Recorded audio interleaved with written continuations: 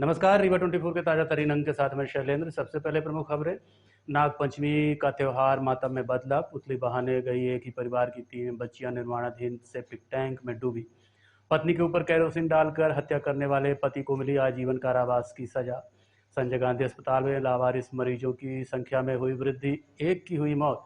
और लाडली बहनों के खाते में मुख्यमंत्री ने रक्षाबंधन का भेजा तोहफा। रीवा में आयोजित कार्यक्रम के दौरान उप मुख्यमंत्री हुए शामिल। इन खबरों सहित अन्य खबरें विस्तार से। रातों रात अमीर बनने का सपना दिखाकर ठगी करने वाले आरोपी को चुरहटा पुलिस ने गिरफ्तार कर लिया है। थाना प्रभारी चुरहटा ने बताया कि नई बस्ती निवासी निपेंद्र तिवारी उर्फ बेटू के खिलाफ 5 लोगों ने एक ही शिकायत की थी।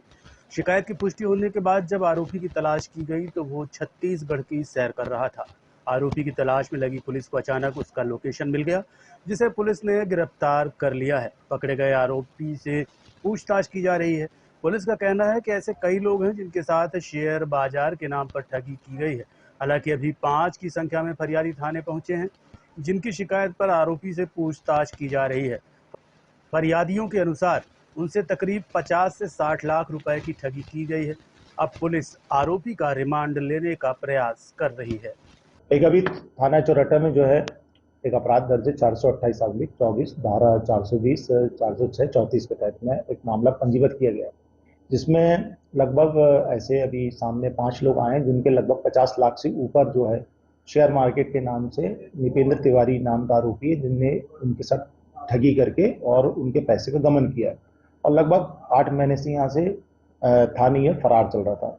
इसी चीज को पुलिस ने तत्परता संज्ञान लेकर इसमें FIR रजिस्टर्ड करी है और आरोपी को जो है अभी हमने चिरमिरी अपना छत्तीसगढ़ से हमने भी इसको गिरफ्तार करके लेके आए, जिसमें भी माननीय न्यायालय से भी इसमें रिमांड लेके जो उक्त राशि के संबंध में पूरी जानकारी ली जाएगी कि ये राशि इसके द्वारा कहाँ खपत की गई है और ऐसे बहुत सारे और अन्य लोग भी हैं जिनके साथ ऐसी ठगी किया है, तो उनकी भी डिटेल जानकारी निकाल रहे हैं कि ऐसे कितने लोग हैं जो अभी सामने नहीं आए हैं, उनसे भी आवेदन लेके और इसके ऊपर कड़ी से कड़ी कार्रवाई की जाएगी। सर, शेयर बाजार में पैसे लगाने के लिए पैसे लेता था या फिर कहीं और?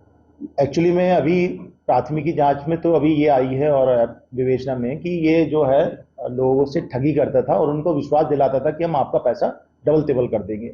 इस आश्वासन में जो बेचारे आवेदक हैं वो इसके जाल में आ जाते थे और इसको पैसा दे बैठते थे और इसका पैसा इसने अभी की जानकारी में ये है कि विदेश घूमता था, अपने लिए विलासिता में रहता था। अभी रिमांड में लेंगे और इससे जुड़ी हुई सब जानकारी निकालेंगे कि इसने ये पैसा कहाँ खर्चा किया है और किस प्रकार से पूरी प्रक्रिया भी जारी है, भी विवेचना में अभी जारी है। गोविंदगढ़ थाना क्षेत्र के अंतर्गत तमरा गांव में नागपंचमी के दिन पुतली बहाने गई 3 बच्चियां सेप्टिक टैंक के लिए खोदे गड्ढे में डूब गईं। नागपंचमी के दिन हृदय विदारक घटना सामने आई है। दरअसल 3 बच्चियां पुतली बहाने गई हुई थी। घटना तमरा गांव की है, जहां बारिश के कारण आसपास पानी भरा हुआ था। पानी से होकर तीनों बहनें गुजर रही थी कि तभी एक एक कर गड्ढे में समा गई। बताया जा रहा है कि राजू रजक नाम के व्यक्ति का घर बन रहा था, वहीं पास ही सेप्टिक टैंक के लिए गड्ढा खोदा गया था, लेकिन बारिश के कारण पानी भर गया और बच्चियों को समझ में नहीं आया। इसके बाद वहां से निकली और पैर फिसलने के कारण तीनों हादसे का शिकार हो गई। आसपास के लोगों ने जब बच्चियों को डूबते देखा तो हल्ला मचाकर किसी तरह से तीनों को बाहर तो निकाल लिया, लेकिन तब तक बच्चियों की जान जा चुकी थी। घटना की सूचना गोविंदगढ़ पुलिस को दी गई। थाना प्रभारी शिवा अग्रवाल मौके पर पहुंचे, पंचनामा कराकर शव को कब्जे में ले लिया। बच्चियों की मौत हुई थी, उसमें सुहानी रजक 9 साल, जानवी रजक 6 साल और तन्वी रजक 7 साल बताई जा रही है। वहीं घटना के बाद बच्ची के पिता राजकुमार रजक के यहाँ गुड़ विधायक नागेंद्र सिंह पहुंचे और ढाढ़स बंधाया। घटना के बाद से ही गांव में मातम पसरा हुआ है। कुल मिलाकर थोड़ी सी लापरवाही के चलते पूरे परिवार की खुशियां बिखर गईं। खुदा था, पुतली बहाने गई थी तो उसमें पैर हल्का गया है, गिर गई नीचे। टैंक कौन खुदवाया था? टैंक जिसकी जमीन है राजू रजक। अच्छा जी। कितना गहरा टैंक था वो? लगभग हमारे बराबर इतना था, हम घुसे थे ना उस निकालते समय। अच्छा, आप निकाले हाँ, थे? इतना था। आप कितना पानी था? जी। मतलब ये बच्चों को पता नहीं था क्या यहाँ टैंक है? बच्चियों को क्या पता, वो तो छोट है ना, तो उनको क्या खेत जैसे समझ में आ रहा था, खेत है ऐसा लग रहा था। नहीं, बाकी उनको मालूम है कि यहाँ गढ़हीन है, टैंक खुदा है, सब मालूम था। तो ये थोड़ी जानती थी कि हम गिर जाएंगे उसमें। जी। तो टैंक खुदवा के छोड़ दिया गया? जी। कितने साल पड़ा था ऐसे ही? अभी लगभग 2-3 महीना हुआ है। अच्छा, अभी मकान बनवाए हैं, 2-3 महीना हुआ। सूचना मिली थी कि 3 बच्चियां जो है दुखद दुर्घटनावश जो है पानी में डूब गई हैं और उनका देहांत हो गया है। तो उन बच्चियों के शव लेके जो है हॉस्पिटल होते हुए मर्चुरी ट्रांसफर। विश्वविद्यालय थाना अंतर्गत नीम चौराहे से लेकर संत रविदास नगर तक खराब सड़क के चलते लोगों का चलना दूभर हो गया है। रीवा से मनकहरी की ओर जाने वाली सड़क का हाल इन दिनों बेहाल है। दरअसल सिरमौर चौराहे से लेकर अजगराहा तक पूरी सड़क खराब चल रही है, जिसकी वजह है सड़क निर्माण की धीमी गति। आपको बता दें कि सिरमौर चौराहे पर डबल फ्लाईओवर बन रहा है, जो एक तरफ विश्वविद्यालय की ओर जाता है तो दूसरी ओर मनकहरी रोड को जोड़ता है। लेकिन सिरमौर चौराहे से लेकर संत रविदास नगर तक इन दिनों सड़क का हाल बेहाल है। खासकर नीम चौराहे से लेकर जो सड़क शुरू होती है वो आगे जाकर इतनी खराब है कि पैदल चलना भी मुश्किल हो गया है। सड़क में कीचड़ भरा हुआ है, आए दिन एक्सीडेंट होते हैं। वहीं आसपास के दुकानदारों का भी अच्छा खासा नुकसान हो रहा है। इस संबंध में हमने स्थानीय दुकानदार महेंद्र गुप्ता से चर्चा की। रोड यही 1.5-2 महीने से खराब चल रही है। बरसात का मौसम है और इतना गड्ढे हो गए हैं कि आम पब्लिक के निकलने में बहुत समस्याएं हो रही। रोज 2-4 लोग रोज डेली गिरते हैं। यहाँ ऊपर से मिट्टी डाल देते हैं, ये राखड़ जैसे कुछ है, फिर वही गड्ढा हो जाता है, पानी गिरता फिर रह जाता है। यही समस्याएं हैं। वो तो होता है, गड्ढा इतने बड़े बड़े हो जाते हैं कि ट्रक मतलब इतना गड्ढा है कि निकल ही नहीं पाते लोड रहते हैं। तो आपकी यहाँ पे दुकानदारी चल रही है तो दुकानदारी इतना कीचड़ हो जाता है, पानी रुक जाता है तो पब्लिक रुक ही नहीं पाती है। पब्लिक परेशान होकर बोलती है कि मतलब ग्राहक रुक ही नहीं पाते हैं, आगे निकल जाते हैं। इससे अपन लोग का व्यापार भी प्रभावित है। संजय गांधी अस्पताल में लावारिश पड़े मरीज में से आज एक की मौत हो गई, जबकि 2 अन्य का अभी तक कोई पता नहीं चल पाया है। संजय गांधी अस्पताल में आए दिन सामाजिक संगठनों और 108 के ड्राइवरों द्वारा मरीजों को भर्ती कराया जाता है, लेकिन कई बार ऐसे मौके आते हैं जब मरीजों की पहचान नहीं होती और उन्हें अज्ञात मानकर भर्ती कर दिया जाता है। लेकिन ना तो सामाजिक संस्थाएं उनका ध्यान देती हैं और ना ही संजय गांधी अस्पताल प्रबंधन। वैसे तो संजय गांधी अस्पताल चिन्हित मरीजों पर ही कोई खास ध्यान नहीं दे पाता। अगर उनका अटेंडर ना रहे तो मरीज को जहां 4 दिन में लौटना है तो आधे दिन में ही सशरीर लौट आए, ये कहा नहीं जा सकता। इसको लेकर अक्सर संजय गांधी अस्पताल से खबरें भी आती रहती हैं। संजय गांधी अस्पताल में इन दिनों भारी अव्यवस्था का आलम है। दरअसल 3 अज्ञात मरीजों का अस्पताल में इलाज चल रहा था, जिनके बारे में कोई खोज खबर लेने नहीं आया। उन्हें किसने पहुंचाया ये भी पता नहीं, जो कि घोर लापरवाही है। उन 3 मरीजों में से आज एक की मौत हो गई और उसकी पहचान भी अभी तक नहीं हो पाई है, जबकि बाकी के 2 मरीजों की भी पहचान नहीं हो पाई है। संजय गांधी अस्पताल की अव्यवस्थाओं को लेकर डीन डॉक्टर सुनील अग्रवाल से हमने बात की। देखिए, अगर कोई लावारिश लोग हैं, कोई संस्थाएं अगर यहाँ पे छोड़ के जाती, कोई बीमार होता है तो उसको हम पूरा उचित इलाज देते हैं। उसमें हमारी 24 घंटे इमरजेंसी सेवाएं हैं, हमारे स्वास्थ्यकर्मी हैं और हमारे चिकित्सक हैं, वो लगे हुए हैं। अगर भर्ती भी करते हैं, उनका इलाज भी करते हैं, चाहे लावारिश हो या ना हो। लेकिन अगर कोई अज्ञात लावारिश लोगों को अगर यहाँ पे अस्पताल में छोड़ के जाता है तो मेरे को लगता है कि सामाजिक या संस्थाएं हैं या समाज के लोगों को और ऐसा करके या ऐसे इनके बारे में ऐसे नहीं छोड़ के जाना चाहिए लावारिश लोगों को यहाँ अस्पताल में। और जिम्मेदारी से उनको या तो उनको किसी के सुपुर्द करें या बता के जाएं। और अगर ऐसा है तो हम इसके लिए बात करेंगे कि सामाजिक संस्थाएं या सामाजिक न्याय या ऐसे लोगों के लिए कोई आश्रय स्थल जहाँ पे देखभाल के लिए ऐसे या चिन्हित करेंगे, ऐसे कोई सोशल वर्कर जो इनकी सेवा कर सके, कहीं पे रख सके, उनके लिए स्थान चिन्हित करके कहीं अपने आश्रय स्थल वगैरह में। बिल्कुल आप सही करें, अगर ऐसा कुछ होता है कि 108 एम्बुलेंस वाले ऐसा करके ला रहे हैं, कहीं से भी लावारिश लोग मिले और उनको ला रहे हैं, तो इलाज के लिए अगर ज़रूरत है तो हम उनका पूरा इलाज देंगे जिस भी विभाग में उसकी आवश्यकता है। लेकिन और इसके लिए हम अपने प्रशासन से भी और सब लोगों से, समाज के लोगों से बात करेंगे कि इनके लिए कोई उचित इलाज रास्ता निकले कि जिनका आगे उनका देखभाल हो सके, उनके खान पान की व्यवस्था हो सके, रोकने रहने की व्यवस्था हो सके। और नशे में धुत बाइक सवारों ने एक युवक को ठोकर मार दी, जिससे उसकी मौत हो गई, जबकि बाइक सवार भी घायल हुए हैं, जिनका इलाज निजी नर्सिंग होम में चल रहा है। रीवा जिले के लौर थाना क्षेत्र में सड़क हादसे में एक युवक की मौत हो गई। तेज रफ्तार बाइक ने युवक को ठोकर मारकर घायल कर दिया, लेकिन अस्पताल पहुंचने से पहले ही उसकी मौत हो गई। घटना के संबंध में बताया जा रहा है कि लौर थाना क्षेत्र के जुड़मनिया गांव का रहने वाला अंशुल द्विवेदी बीती शाम अपने घर के बाहर टहल रहा था, तभी तेज रफ्तार बाइक ने उसे अपनी चपेट में ले लिया। इस घटना में 40 वर्षीय अंशुल द्विवेदी की मौत हो गई है, जबकि बाइक सवार भी गंभीर रूप से घायल हैं। प्रत्यक्षदर्शियों ने कहा है कि बाइक सवार काफी नशे में थे और तेज रफ्तार बाइक होने की वजह से नियंत्रण नहीं रख पाए। घटना बीती शाम तकरीब 5:30 बजे की बताई जा रही है, लेकिन उपचार मिलने से पहले ही अंशुल द्विवेदी की मौत हो गई। वहीं बाइक सवार को भी निजी अस्पताल में उपचार के लिए भर्ती कराया गया है। ये क्या था कि सर अपने घर के पास जो है तो टहल रहे थे, वहाँ से 2 पहिया वाला 3 लोग थे, पिए खाए आ रहे थे, पीछे से ठोकर मार दी और एक्सीडेंट कर दिया उन्होंने। ये जुड़मनिया देवतला के पास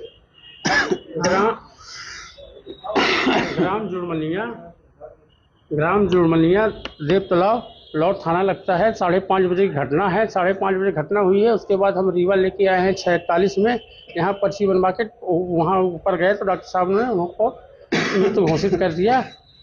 घटना कैसे हुई? क्या घटना ये अपने घर के सामने प्रधानमंत्री रोड है, तो वहाँ पे टहल रहे थे।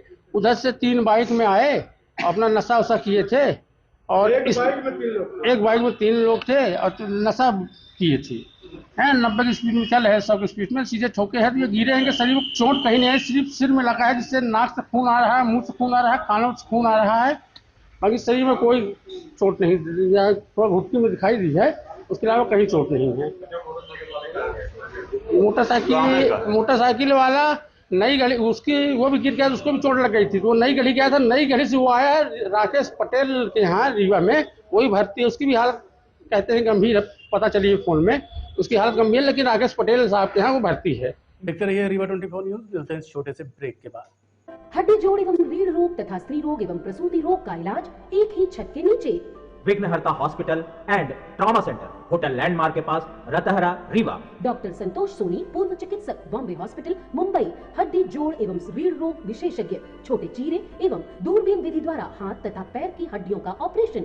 गठियाबात, जटिल एवं बिगड़े हुए फ्रैक्चर का बेहतर इलाज करते हैं डॉक्टर संतोष सोनी। विघ्नहर्ता हॉस्पिटल ट्रॉमा सेंटर में ही स्त्री एवं प्रसूत रोग विशेषज्ञ डॉक्टर शैलजा सोनी भी उपलब्ध हैं, जिनकी देखरेख में नॉर्मल डिलीवरी, सिजेरियन ऑपरेशन एवं बच्चेदानी से संबंधित ऑपरेशन की बेहतर सुविधा। संतानहीन दंपत्ति तत्काल संपर्क करें। विघ्नहर्ता hospital and trauma centre, hotel landmark के पास, रतहरा, रीवा। सुविधाजनक एवं सफल इलाज हेतु आज ही संपर्क करें। विघ्नहर्ता hospital and trauma centre, hotel landmark के पास, रतहरा, रीवा। मोबाइल नंबर 7828781983 अथवा 8462956774 पर। पत्नी की हत्या करने वाले पति को आजीवन कारावास की सजा सुनाई गई है। मुख्य जनसंपर्क अधिकारी अभियोजन कार्यालय संतोष कुमार शुक्ला ने बताया कि रायपुर करचुलियान थाना अंतर्गत संतोष कोरी ने अपनी पत्नी सीनू के ऊपर केरोसिन डालकर हत्या कर दी थी, जिस पर बहस चली और मामला सही पाए जाने पर आरोपी को आजीवन कारावास की सजा सुनाई गई है। पूरे मामले को विस्तार से जानकारी देते हुए क्या बताया संतोष कुमार शुक्ला ने, आप खुद सुनिए। विशेष न्यायालय अष्टम अपर सत्र न्यायाधीश श्रीमान प्रवीण पटेल सर के द्वारा धारा 302 और धारा 201 भारतीय दंड संहिता में अभियुक्त को आजीवन कारावास की सजा सुनाई है। ये घटना थाना रायपुर करचुलियान अंतर्गत खजुआन गांव की है। इस मामले में अभियुक्त संतोष कोरी घटना दिनांक को अपनी पत्नी से मामूली विवाद पर उसको घसीटते हुए घर के अंदर ले गया और घर के अंदर जाकर के उसके ऊपर केरोसिन डाल दिया और आग लगा दी। इसके पश्चात जब उसको आग लगा दी और वहाँ से वो भाग गया। इसके पश्चात ससुराल पक्ष वाले ही मृतका सीतू कोरी जो उसकी पत्नी थी, उसको ले जाकर के अस्पताल में एडमिट किए। अस्पताल में उसका उपचार हुआ एवं उसका मृत्युकालिक कथन हुआ और उपचार के दौरान ही उसकी मृत्यु हो गई हॉस्पिटल में ही। बाद में जब न्यायालय में चालान प्रस्तुत किया गया तो यहाँ पर विशेष लोक अभियोजक श्री अशोक प्रियदर्शी जी के द्वारा मामले में पैरवी की गई और इस मामले की सबसे बड़ी विशेषता ये है कि मामला ये चिन्हित एवं सनसनीखेज था और इस मामले में ससुराल पक्ष वाले और मायके पक्ष वाले जितने भी गवाह थे सब पक्षद्रोही हो गए थे। लेकिन मात्र मृत्युकालिक कथन के आधार पर सुप्रीम कोर्ट के द्वारा जो भी न्याय दृष्टांत थे उनको न्यायालय के समक्ष श्री अशोक प्रियदर्शी जी के द्वारा लाडली बहनों के खातों में मुख्यमंत्री ने रक्षाबंधन का तोहफा भेज दिया। इस दौरान रीवा नगर निगम में चल रहे कार्यक्रम के दौरान उप मुख्यमंत्री राजेंद्र शुक्ल भी शामिल हुए। श्योरपुर से आज प्रदेश की लाडली बहनों को मुख्यमंत्री के द्वारा रक्षाबंधन का तोहफा सौंपा गया। बहनों के इस त्योहार से लेकर उनके रसोई तक के लिए आज मुख्यमंत्री के द्वारा कई घोषणाएं की गई। स्व सहायता समूह सम्मेलन, उज्ज्वला योजना सहित रक्षाबंधन के पर्व पर लाडली बहनों के खातों में सिंगल क्लिक से मुख्यमंत्री ने तोहफा भेज दिया। आज रीवा के नगर निगम में आयोजित कार्यक्रम के दौरान उप मुख्यमंत्री राजेंद्र शुक्ल ने लाडली बहनों को बधाई देते हुए मुख्यमंत्री के द्वारा दिए गए तोहफे की बधाई दी है। वहीं रीवा के नगर निगम में आयोजित कार्यक्रम के दौरान उप मुख्यमंत्री राजेंद्र शुक्ल द्वारा स्व सहायता समूह में सम्मिलित हुई महिलाओं को शपथ दिलाई गई। साथ ही सरकार द्वारा महिलाओं के लिए चलाई जा रही योजनाओं एवं उनके अधिकारों के संबंध में चर्चा की है। आज पूरे प्रदेश में स्व सहायता समूह का सम्मेलन एवं रक्षाबंधन के कार्यक्रम का आयोजन हो रहा है। मुख्यमंत्री जी श्योपुर से इस कार्यक्रम को शुरू कर रहे हैं और उसके साथ ही हर जिले में, जैसे आज रीवा में, इसी प्रकार से सभी जिलों में मध्य प्रदेश के इस कार्यक्रम को मनाने का कार्यक्रम चल रहा है बड़े उल्लासपूर्ण तरीके से। आज लाडली बहनों के खाते में 1250 रुपये जो हर महीने 10 तारीख को डाले जाते हैं।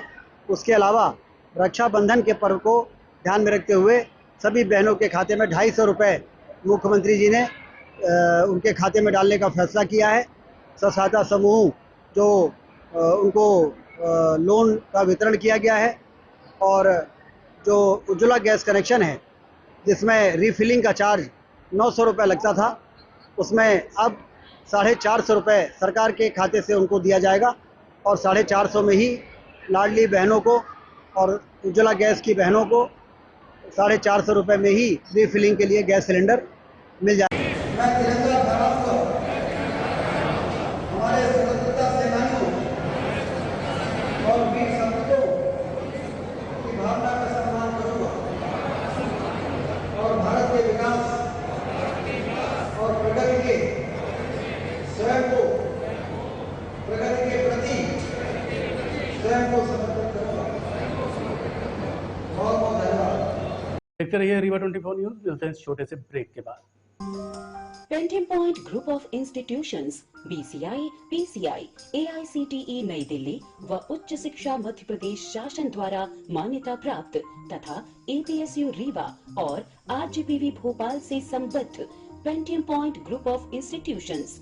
हमारे यहाँ नियमित पाठ्यक्रमों में law courses BA LLB, LLB, LLM, BCom LLB, BBA LLB, management courses MBA, IT, finance, marketing, HR, BBA, pharmacy courses D pharmacy, B pharmacy, pharmacy के अलावा BA all group, BBA, BCA, BCom, BSc, CS, PCM, BSc, CPZ, BSc biotech, MSc physics, chemistry, computer science व biotech, MA history, sociology, economics, MCom, MSW, PGDCA उपलब्ध हैं। सन 2002 से लगातार आपकी सेवा में तत्पर painting point group of institutions. हमारे यहाँ उपलब्ध सुविधाएं high tech infrastructure, highly qualified and experienced faculties, free bus facility for separate boys and girls, 500 computers with high-tech computer lab, AC auditorium, research level biotech lab, free e-library and e-journals। तो हमारा पता याद रखें, हमारा हेड ऑफिस है 24 हेडगेवार नगर, college चौक, रीवा। हमारे college campus हैं Karahiya Simaria road, Rewa और हरदी सिमरिया रोड, रीवा। अधिक जानकारी के लिए हमें इन नंबर्स पर संपर्क करें। अपने बच्चों के उज्जवल भविष्य के लिए संपर्क करें Pentium point group of institutions. विश्वविद्यालय थाना अंतर्गत बोधाबाग स्थित कोचिंग सेंटर से साइकिल चोरी का मामला प्रकाश में आया है। विश्वविद्यालय थाना अंतर्गत बोधाबाग में बीएम शुक्ला मैथ्स क्लासेस के नाम से एक कोचिंग सेंटर संचालित है, जहां अंश त्रिपाठी अपनी साइकिल लेकर पढ़ने गया हुआ था। जब बाहर निकला तो देखा कि उसकी साइकिल गायब थी, जिसके बाद कोचिंग सेंटर का सीसीटीवी कैमरा चेक किया गया, जिसमें एक युवक संदिग्ध अवस्था में दिखाई दे रहा है। खबर लिखे जाने तक घटना की रिपोर्ट दर्ज नहीं कराई गई थी। आज के अंक में इतना ही। देखते रहिए रीवा 24 न्यूज। नमस्कार।